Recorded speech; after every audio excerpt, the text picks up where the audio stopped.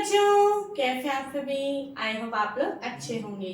जैसा कि आप सभी को पता है कि शिक्षिता साइंस पॉइंट आप सभी के लिए क्लास 6, 7, 8 के साइंस की वीडियोस लेकर आता है और 10 क्लास की भी मैंने एक nomenclature of carbon compounds and hydrocarbon की मैंने वीडियोस अपलोड की भी हैं।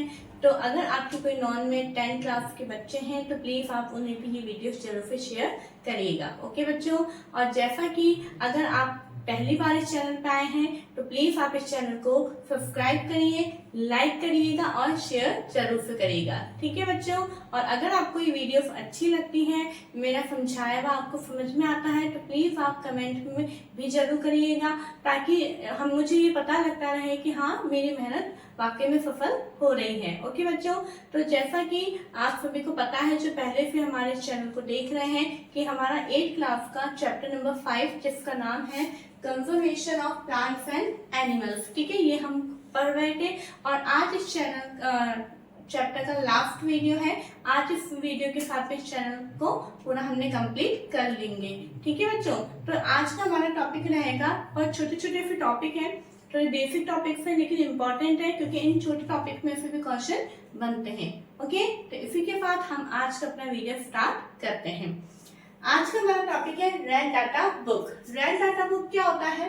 Red data book is the fourth book which keeps a record of all the endangered animals and plants. It means ये वो डेटा बुक है जिसके अंदर जितने भी endangered एनिमल्स एंड प्लांट्स यानी फ्लोरा एंड फौना जो पाए जाते हैं उनके बारे में पूरी डिटेल्स उस बुक के अंदर, उस डेटा के अंदर मेंशन किया हुआ होता है। ठीक है, तो इस बुक को अपन क्या बोलते हैं? Red data book. इसमें सिंपल सा क्वेश्चन आता है what is red data book, तो आपको ये लिखना होगा। और ये कौन ऑर्गेनाइज करता है? ये इंटरनेशनली लेवल पे, अंतरराष्ट्रीय लेवल पे ये ऑर्गेनाइज होता है। ठीक है बच्चों, इसी के साथ हमारा नेक्स्ट टॉपिक है माइग्रेशन। माइग्रेशन क्या होता है ये मैंने पहले भी आपको समझाया था।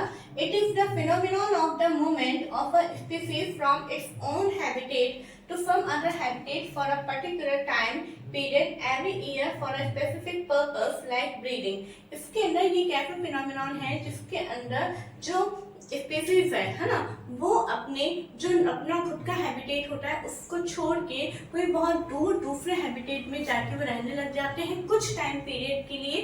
ठीक है, बहुत सारे उनके अलग अलग रीजन्स होते हैं, जैसे वेदर रीजन हो गया है ना, मौसम कहीं बहुत ज्यादा उनके लिए बहुत ज्यादा अनुकूलित नहीं होता है तो वहां से वो माइग्रेट कर जाते हैं। और सबसे बड़ा रीजन है जैसे कि बर्ड्स वगैरह के लिए ब्रीडिंग प्रोसेस। ठीक है, ब्रीडिंग प्रोसेस करने के लिए भी वो माइग्रेट होती है। ओके, तो हमारा नेक्स्ट इसी के लिए माइग्रेटरी बर्ड्स क्या होता है? Birds who cover long distance, यानी वो बर्ड्स जो कि बहुत लंबा डिस्टेंस कवर करती हैं टू रीच अनदर लैंड, दूसरी जगह पे पहुंचने के लिए are known as migratory birds. तो इन बर्ड्स को अपन क्या बोलते हैं? माइग्रेटरी बर्ड्स बोलते हैं। ठीक है, नेक्स्ट आता है हमारा topic recycling of paper. Okay, recycling of paper मतलब कोई भी जो पेपर होता है उसको रिसाइकिल करके वापस नया बना लेना। ओके, क्या होता है ये? 1 ton of paper is equal to 17 full grown trees. It means 1 ton paper बनाने के लिए कितने पेड़ चाहिए? 1 टन पेपर बनाने के लिए 17 ट्रीज जो कि फुल ग्रोन यानी बहुत अच्छे से ग्रो अप हुए हुए जो 17 ट्रीज होते हैं उनको काटा जाता है, उनसे ओनली 1 टन पेपर बनाया जाता है। ठीक है बच्चों, देख रहे हैं आप, यानी हम जो है पेपर को बर्बाद कर देते हैं लेकिन हमें पेपर बिल्कुल भी बर्बाद नहीं करनी चाहिए क्योंकि पेपर बनाने के इतने जो है और वो भी फुल ग्रोन है ना। आप देखिए एक पेड़ को बड़ा होने में कितना टाइम लगता है और बड़े हुए एकदम मैच्योर ट्रीज को हम काट देते हैं, वो भी केवल पेपर वगैरह बनाने के लिए। तो ये बहुत ही गलत बात है। लेकिन अब चीजें, हमारी लाइफ स्टाइल ऐसी हो गई है कि हम इन चीजों को रोक नहीं सकते हैं, है ना। वैसे देखा जाए तो है ना सब कुछ ऑनलाइन हो गया है जिससे पेपर वर्क बहुत कम हो गया है, लेकिन फिर भी कहीं ना कहीं हम देखते हैं कि ना हैंड रिटन मांग ही लेते हैं या फिर कंप्यूटर के अंदर सॉफ्ट कॉपी है तो सॉफ्ट कॉपी की हार्ड कॉपी पे आप सबमिट करवाइए। तो वो हार्ड कॉपी बनाने के लिए भी पेपर तो काम में आ ही रहा है। ठीक है, पेपर बनाने के लिए ट्रीज को तो काटा ही जाना है, लेकिन हम ये तो कोशिश कर सकते हैं कि जो पेपर हमने काम में लिया है उस पेपर को हम क्यों ना हमने यूज में ले लिया उसके बाद उस पेपर को वापस रिसाइकिल किया जाए ताकि वो पेपर का वापस हम यूज कर सकें। तो इस भावना को हमारे अंदर डेवलप करना चाहिए कि हमें पेपर को ज्यादा से ज्यादा यूज में फिर रीयूज में हम कैसे ले सकते हैं, वो हमें आपको अपने ध्यान में रखना चाहिए। हम देखते हैं कितनी बार कि बच्चों की कॉपीज काफी खाली जाती है ना, तो इतना स्पेस उनके अंदर खाली जाता है। तो आप ऐसा ना करें। जैसे आपकी लास्ट ईयर की कॉपीज होंगी, ठीक है, वो अभी आपके कोई काम में नहीं आ रही, लेकिन उनके अंदर बहुत सारा स्पेस है।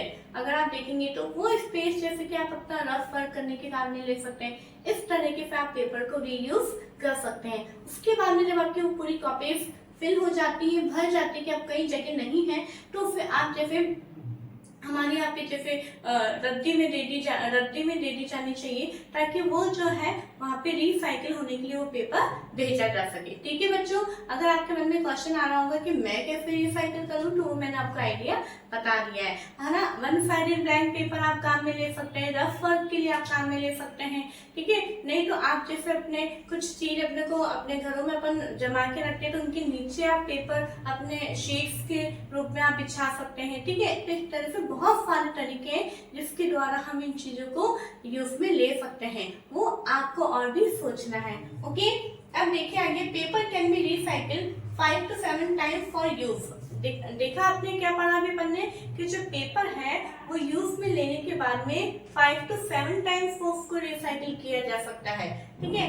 We should save reuse used paper and recycle it. हमें जो है इनको सेव करना चाहिए, यूज में लेना चाहिए और फिर रीयूज में लेना चाहिए। इससे क्या होगा, we not only save trees.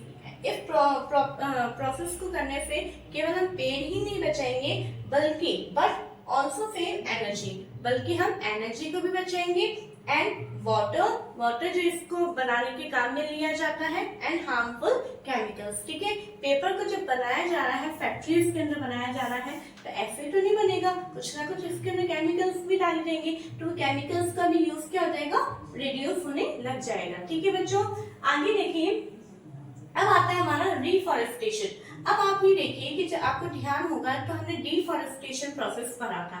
Deforestation क्या है कि बहुत बड़े लेवल के ऊपर पेड़ों का काटा जाना, लेकिन क्या पेड़ों का जो हम काट रहे हैं, जो पूरे फॉरेस्ट जो बर्बाद हो रहे हैं, क्या उनका कोई सॉल्यूशन नहीं है? उनका केवल एक ही सॉल्यूशन है, वो है हमारा रिफॉरेस्टेशन। ओके, इसको अफॉरेस्टेशन भी बोला जाता है। तो रिफॉरेस्टेशन क्या होता है? Reforestation is restocking of the destroyed forest by planting new trees, ठीक है। रिफॉरेस्टेशन वो होता है कि जो फॉरेस्ट डिस्ट्रॉय हो गए हैं यानी नष्ट हो गए, वहां पे नए प्लांट लगा के उन्हें क्या करना है, हमें एकदम नए पेड़ लगा के वापस उन्हें तैयार करना है। Okay, it can take place naturally also, ये नेचुरली भी होता है। क्यों?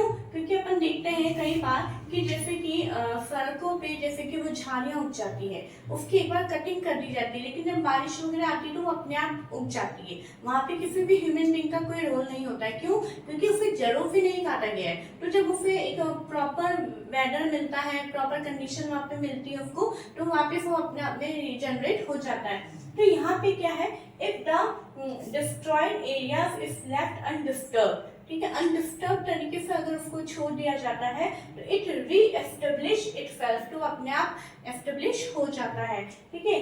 अब नेक्स्ट और आखिरी टॉपिक है हमारे चैप्टर का, फॉरेस्ट कंजर्वेशन एक्ट। ये इट मीन्स हमारे हर एक कंट्री के अंदर एक फॉरेस्ट एक्ट बनाया जाता है, ठीक है। जंगलों को भी खराब करने के पीछे भी जो है कानून बनाया गया है। वो क्या है?